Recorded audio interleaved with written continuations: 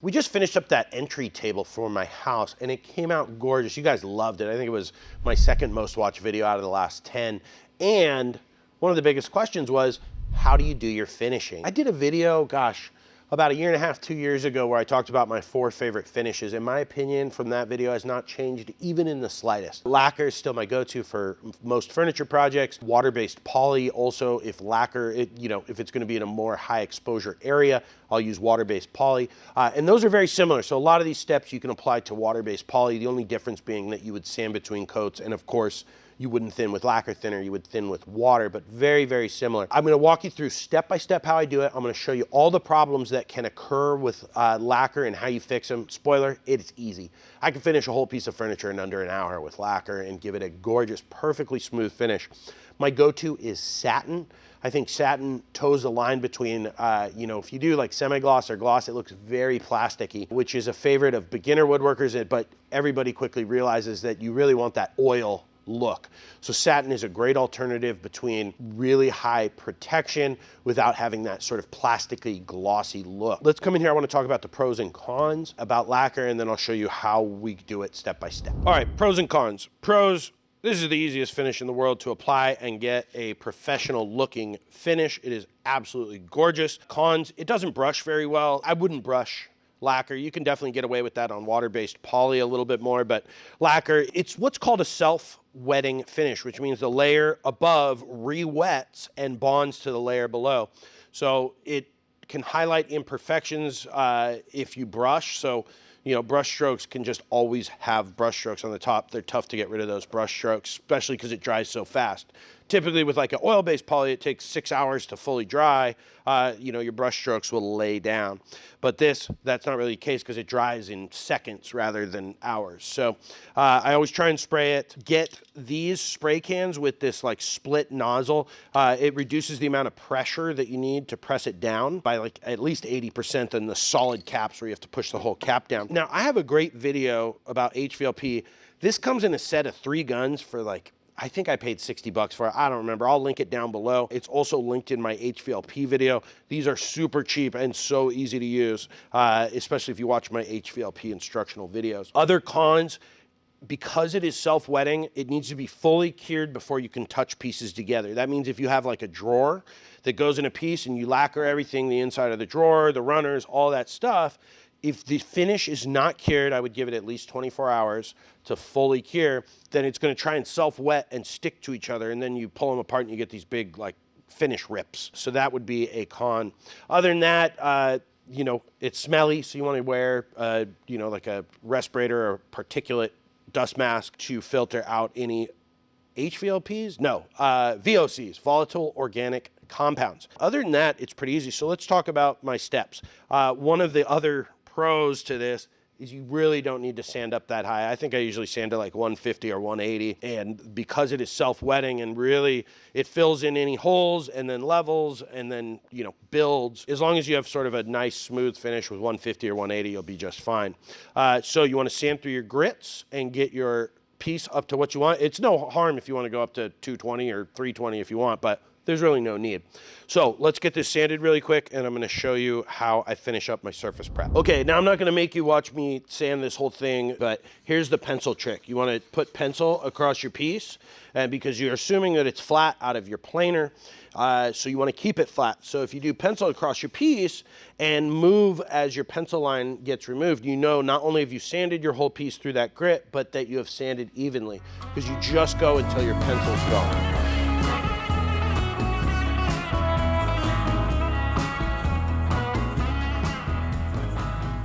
Now, a good way to round edges when you're sanding, especially with a random orbital, is you want to traverse almost the whole 90 degrees without really touching the whole face as you sand. So you saw me sort of going about 85 degrees to 5 degrees, and that gives you a really nice rounded corner. You'll still get some lines. So what I do is once I've done that all around the piece, I just come through with like a piece of the same grit sandpaper. And if you fold sandpaper over on itself, it won't come undone. And then you can just take it by hand and that sort of just finishes out and gets rid of any of those lines from the random orbital sanders. So this is all sanded up to 150. Let's go outside and put some finish on it. I'll just take you through it step by step. Now we're gonna put it on our sawhorses. If you're like me, you do a lot of finishing in the same place. So these were the cauls that we used when we were finishing the top for that entry table, and it has lacquer on it. Remember I talked about how lacquer is self-wetting. So if I have lacquer that's wet on here, even though this is cured, it's gonna re-wet those. So you wanna make sure you're using fresh stickers. So I'm gonna flip those over, and now my piece is gonna be safe to finish, especially because I'm gonna try and keep it in the same area. It may get stuck every once in a while, but if it does, you can just put new stickers down and you'll be just fine. I think I called them cauls, but I meant stickers. So let's talk about what we need to do now. Okay, so I grabbed this can just to show you the tips I was talking about that are garbage. These are so much harder to push down, and the fatigue when you're doing a lot of spraying is pretty bad. But one thing I wanted to show you about these tips is they have this red piece on it that is rotatable. So right now you can see this line that goes across. That means the fan is going to be vertical up and down. But you can actually spin it if you have like a leg to do or something, and that's going to make the fan be horizontal. So in this position, it is vertical, and the other way, horizontal. Okay, so to get started, I'm gonna show you rattle cans first, and then we'll go to the HVLP. To get started with either version of spraying, you wanna do the parts that are gonna suck up the most finish first. So that's end grain, knots, because knots are just where branches come out of that board, so there's end grain right there.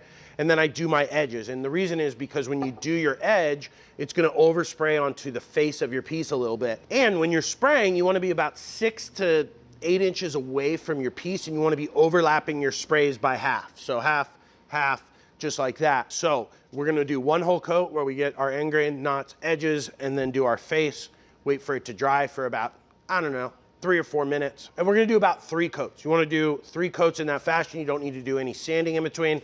You can wait like 3 to 5 minutes. This stuff dries almost before it hits the ground.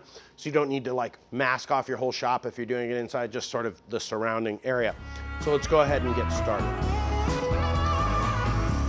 Okay, as you can see, there's like different parts where you can see that it looks wet and other parts where it's just absorbed it so much. And the reason we do these edges first is because we're gonna do the same thing when we flip it over.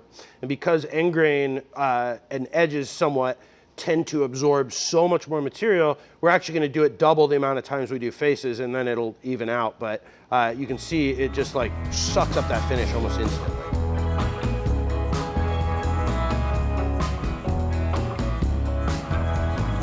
So one of the common problems you run into when you're spraying is you'll get like a puddle or a drip. Now this is what's great about lacquer, because it's self-wetting. When you do the next coat, it's gonna fix any like major imperfections. So like with this knot, I sprayed too much. In fact, I'm gonna do a little bit more here. So now I got a ton of finish on there. You can see it's like a big pool. But what's great about lacquer, this is so easy to fix. This is what you do. Just take your finger and wipe it off, just like that. And boom, we're gonna sand with like a really high grit before our last coat. So don't worry about getting anything. Look at that. I mean, it's already dry, it's gone, the pool's gone, it's dry on my glove, no big deal. So like I said, we're gonna do a couple more coats, flip it over, we'll do the other side. You wanna make sure you don't leave one side with a complete set of 4 coats of finish without doing the other side, because sometimes it can cause it to taco, especially on bigger boards. So we're gonna get our initial 3 coats on here, flip it over, do the same thing, and we won't have done our finish coat on either side. Now you can see it's shinier, more shiny in different spots. That's totally fine. That's actually kind of what we want. It's just gonna build differently depending on what type of grain is in that area. It's gonna absorb differently in each area. But once that fully dries, we're gonna fix that before our final coat by doing a finish sanding. Now look, here we are. This is 30 seconds after I finish spraying. This is pretty much dry. There's a couple sticky spots, but you wanna make sure, you wanna wait until your fingers don't catch anywhere, and it's okay if they do. You're not gonna mess this up before you flip it over and do the other side. And then I'll show you before our final coat how we fix this, and it's just gonna come out. Where you see that shininess, it'll just be perfectly smooth and satin throughout. All right, while we're waiting for that to dry, let's prep our HVLP gun. One thing to note is when you're ready to flip your piece and it's dry, it's gonna feel rough, and that's okay, because our last coat is gonna fix that up, no problem. You wanna shake your can. You know, this is another argument for getting the HVLP setup, is these cans were $15.99 a piece at, I think, Woodcraft, and the spray cans, which are maybe a quarter of the material, are a little bit more than half the price. When I'm spraying through an HVLP gun, I find I get the best results if I do 15 to 25% lacquer thinner to finish. The reason being, the more lacquer thinner that's in there, the less material you have, the more it's gonna dry quickly and spread out evenly. But if you go too much, you risk you know, sort of stripping the finish below it. So I find 15 to 25% is a really good ratio. But again, lacquer is so easy that it doesn't really matter. Also, another pro tip, when you're using these square cans, turn them around and pour them the opposite way you would think. And this allows air to get in and you don't get a glug. It just pours cleanly. Rather than that, if you do it this way, you get that like glug glug like that. And then you're gonna just pour your can just like that. And then you wanna just get a piece of scrap wood, give it a stir. Now, when you pour it in your gun, you're gonna wanna use a filter. I'm out of cone filter, so I'm just gonna use a mesh spray hood. I've used paper towels before. You really just wanna make sure there's no like thick pieces in there that are gonna clog your spray nozzle. All right, we'll do a little HVLP review here. Same thing on the spray can. This is gonna give you a vertical fan. Like this is gonna give you a horizontal fan. The liquid comes right out of the center and then air comes out of the tips, which is what atomizes it. This is your fan control. This is gonna set the size of your fan. So the wider your fan, the wider it is, but there's gonna be less material in each specific area. The smaller it is, there's gonna be more material in a concentrated area, but the fan will be smaller. So this controls the amount of liquid that comes out. If you're gonna reduce the size of your fan, you also wanna reduce the amount of liquid that's coming out. Otherwise, you're gonna get puddles really fast. Down here, this is your air control. I don't use that because I got one of these cheap little air regulators that captures moisture from the line. Sometimes when you're using an air compressor, there's moisture buildup inside and that can come through. So this traps moisture. You know what? This came with the kit. That's right. So get this kit. It's so cheap. It's so worth it. You can control the amount of air. I spray at about 15 or 20 PSI at the gun. That seems to work perfect for me. When you're doing HVLP, you want to get a piece of cardboard and just test your spray. So again, same thing. You want to be about 6 to 8 inches away. And you want to test your spray. Now I have my fan really small from when we were doing those legs, so I'm going to increase that. I'm also going to increase my flow here, and I'm just going to check that. What you want to look for on your fan is that you're getting about even material in this, and then you're going to get a little bit of spray on the outside, but it should be pretty much just looking like even material. If you have a figure 8 like this, you want to adjust your air. If you're not getting it could be not enough material, you want to play with the settings, but you should be getting just a nice even oval of spray pattern. One of the reasons that this is angled back is so that way you can be directly parallel to your material, because if you're spraying like this, your material is going to be concentrated at the bottom of your spray pattern. Same thing, if you're spraying too far angled, it's going to kind of kick that way. So you want to always try and be parallel to your material. You want your tip to be parallel to your material. We're going to do the same things again. We're going to flip this over. We're going to get 3 coats on there, starting with the edges, the end grain, and the knots. And this is the reason that you do that, is because when you flip it over, you're going to hit those edges and end grain twice as much as you are the faces. So those areas that absorb more material are going to get twice as many coats without you having to try and spend all this time working on just the edges.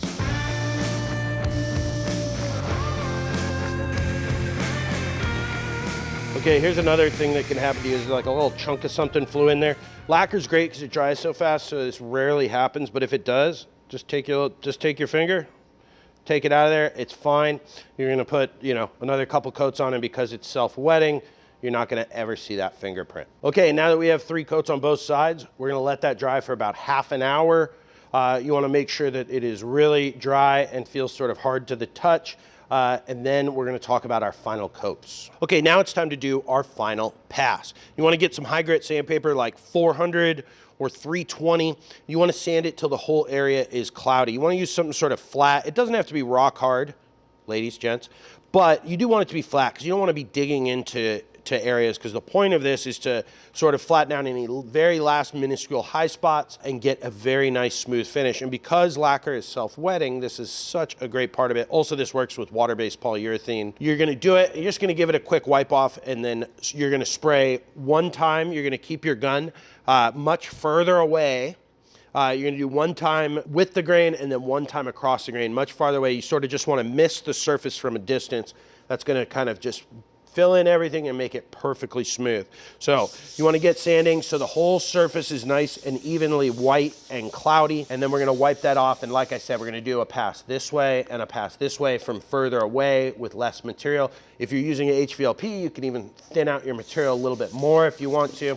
And after we do the flat areas, we're going to take our sandpaper off and do the edges. Okay, if your sandpaper starts to gum up like this, it's real easy. You can just take something with like an edge to it, and those will actually scrape right off. Ooh, that is rough on the ears. Sorry if that came across on the microphone. But they'll just pop right off. So don't just toss your sandpaper if you get those little gummed up spots. But you do want to be checking for them because they're going to keep you from making contact with your surface. In fact, you can see right here that I had some gummed up pieces. You can see like the lines where they drag through the dust.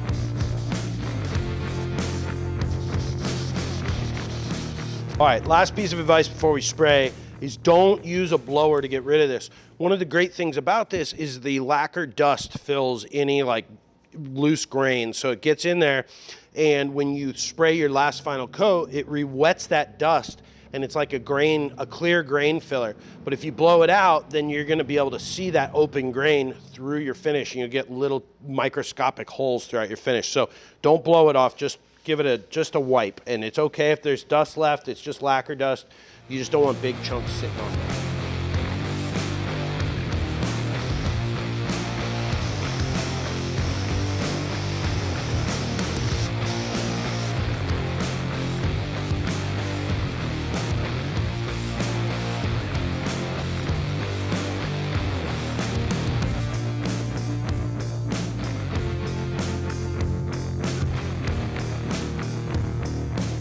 Woo-wee, that looks perfect. I don't usually spray rattle cans and HVLP at the same time. I think the rattle cans put down a lot more material than the HVLP at a time.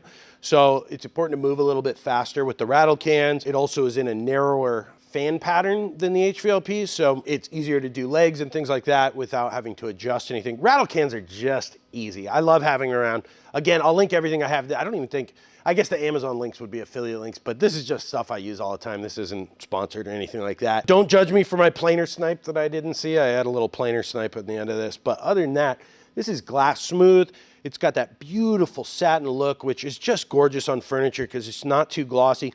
The glossier something it is, the more it's gonna highlight imperfections. Also, of course, like I said in the beginning, it looks a lot more plasticky, which is really, it's good on things like humidors or maybe epoxy resin tables. It's just gorgeous. I don't know how else to say it. The final result is so easy. I think shooting this whole video took an hour and a half, and we're setting up shots and all those things. If I was finishing this myself, I'd be done in 45 minutes. Now, the key is don't get excited and start putting parts together until tomorrow. Give it 24 hours, guys. Also, because we're always on a fast production schedule with shooting video, we moved that entry table into my house about an hour after I had finished this process. And the next day I was like, man, I had a headache all yesterday. I don't know why. And then I realized, I walked out in my living room. I was like, oh, it smells like lacquer in here. So make sure you give it 24 hours before you give it to your client or move it to the house and start putting things back together like drawers and things like that. Hey, if you want to support the channel, head over to the Katz-Moses store, pick up a dovetail jig, a stop block, or an apron. Guys, stay safe in the shop. Thanks for watching. Have a wonderful day.